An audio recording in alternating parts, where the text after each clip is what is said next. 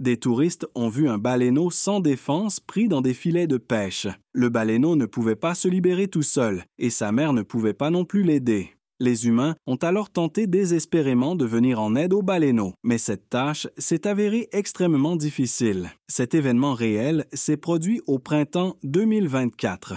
Des touristes venus passer leurs vacances en bord de mer étaient spécialement venus ici pour observer les majestueuses baleines à bosse, un spectacle vraiment incroyable et grandiose. Les baleines à bosse sont des créatures impressionnantes, pouvant atteindre une longueur de 19 mètres et un poids allant jusqu'à 40 tonnes. Elles vivent dans tous les océans, à l'exception des régions polaires, et migrent chaque année entre avril et juin à la recherche de nourriture le long des côtes. Malheureusement, chaque année, des centaines de baleines à bosse meurent à cause des activités humaines. Par exemple, elles peuvent s'empêtrer dans des filets de pêche et ne plus être en mesure de s'en échapper. C'est pourquoi ces magnifiques animaux figurent sur la liste des espèces menacées et sont protégés. Ce jour-là, un des touristes s'est soudainement écrié avec excitation et a pointé du doigt un petit baleineau à l'apparence étrange dans l'eau. Les autres touristes se sont précipités et ont été horrifiés par ce qu'ils ont vu. L'avant du gigantesque mammifère marin était emmêlé dans des morceaux de filets de pêche, provoquant de profondes blessures.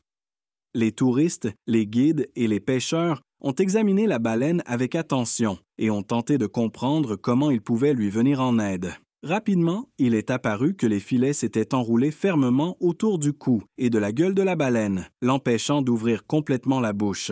Cela rendait son alimentation extrêmement difficile. L'animal marin était extrêmement affaibli et trop faible pour se libérer seul des filets. C'était un jeune baleineau, et il n'était pas encore très grand, mais à mesure qu'il grandirait, les filets s'enfonceraient davantage dans son corps et finiraient par causer sa mort. Les personnes compatissantes ont immédiatement signalé la situation critique de la baleine aux organisations environnementales et aux autorités locales. Après une courte consultation, une vaste opération de sauvetage a été organisée. Des équipes de secours, des bénévoles, des scientifiques et des écologistes ont afflué de différentes villes vers la côte.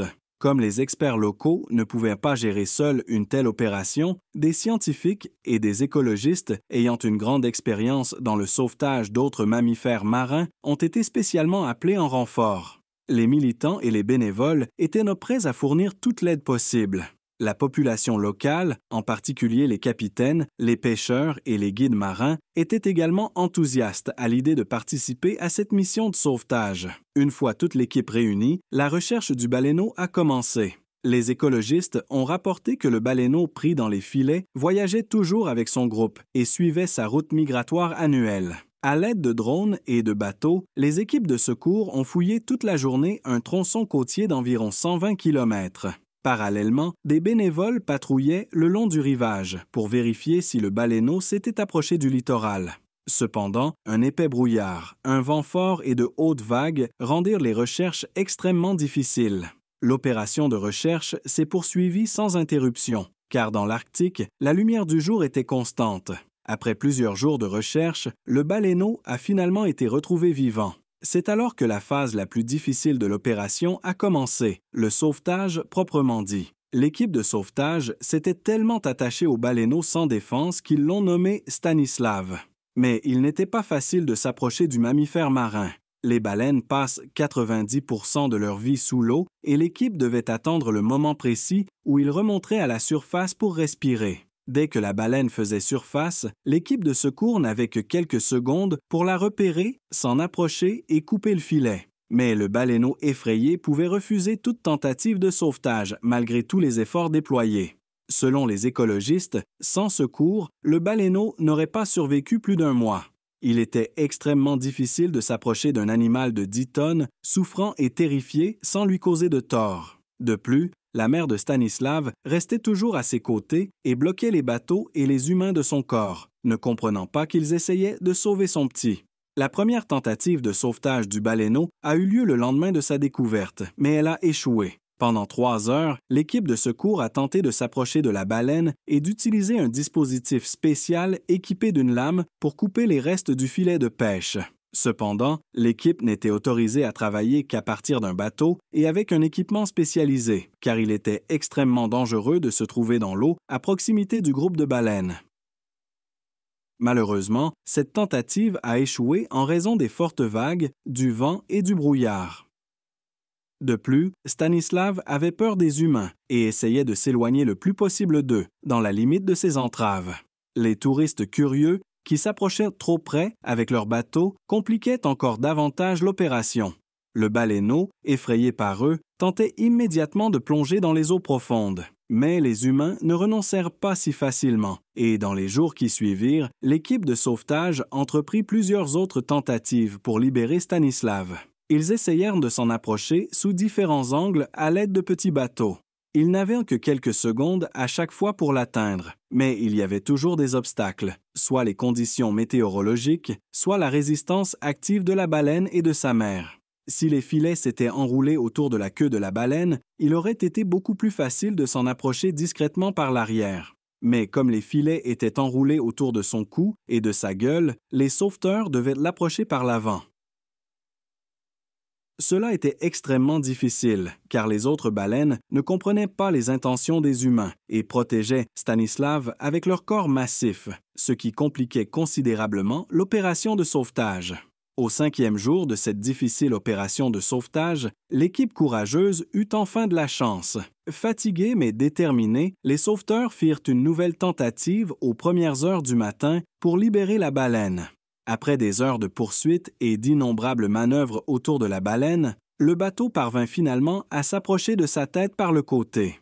Au moment précis où Stanislav refit surface pour respirer, l'un des sauveteurs fixa un couteau spécial au filet et trancha d'un geste habile les cordes qui enserraient son cou et sa gueule. « J'ai réussi !» s'écria-t-il triomphalement. Stanislav était enfin libre. D'après les sauveteurs, le filet de pêche qui avait failli condamner le baleineau à la mort mesurait environ 3 mètres de long. Mais l'opération n'était pas encore terminée. Les sauveteurs devaient s'assurer que la baleine était totalement débarrassée des filets et des cordes. Ils suivirent donc le baleineau pendant encore quelques heures à une distance de sécurité. La baleine bondissait hors de l'eau à plusieurs reprises, comme si elle célébrait sa liberté retrouvée. Des traces de filets étaient encore visibles sur son corps, mais comme les cordes avaient été retirées, on s'attendait à ce que ses blessures guérissent avec le temps. L'essentiel était que les plaies n'étaient pas trop profondes et ne présentaient aucun risque d'infection. Épuisé, mais enfin libre, Stanislav nagea lentement vers son groupe. Sa famille, qui avait patiemment attendu à proximité, l'accueillit. La nouvelle de la réussite du sauvetage se répandit rapidement dans la région. Les personnes qui s'étaient inquiétées pendant des jours du sort de Stanislav poussèrent un soupir de soulagement. Sur les réseaux sociaux et dans la presse, les sauveteurs furent célébrés comme de véritables héros. Cette opération unique, menée dans des conditions météorologiques difficiles, avec des dizaines de participants et des heures d'effort, permit de sauver un animal sans défense. Les sauveteurs travaillèrent en coordination avec des organisations internationales de protection des océans et utilisèrent avec succès des technologies et des méthodes de pointe. Cette expérience inestimable sera sans aucun doute d'une grande utilité pour les équipes de sauvetage des baleines à l'avenir. Les participants à l'opération prévoient même de créer un centre de protection des baleines, comprenant une équipe d'intervention d'urgence. Cette équipe devrait être en mesure d'agir rapidement lorsque des mammifères marins se retrouveront en détresse. Malheureusement, la tragédie vécue par Stanislav était une conséquence directe de l'attitude barbare de l'humanité envers la nature. Chaque année, des milliers de baleines, de dauphins et d'autres créatures marines périssent dans des filets de pêche et des équipements de capture. Encore plus d'animaux souffrent des effets de la pollution plastique et chimique dans les océans. Si nous voulons préserver ces majestueux êtres vivants pour les générations futures, nous devons changer radicalement notre attitude envers la nature et rendre la pêche ainsi que les autres activités maritimes aussi sûres que possible pour la faune marine. En même temps, nous devons éviter de polluer les océans et toujours jeter nos déchets de manière responsable. Il est à espérer que le sauvetage de Stanislav inspirera de nombreuses personnes et nous rappellera notre responsabilité dans la protection de tous les êtres vivants sur Terre. Chaque vie sauvée, qu'il s'agisse d'une immense baleine ou d'un minuscule oiseau, est une petite victoire contre l'indifférence et la cruauté. Mais ce n'est qu'en unissant nos efforts que nous pourrons faire de notre monde un véritable refuge sûr et accueillant pour tous les êtres vivants, pour les baleines et pour les humains.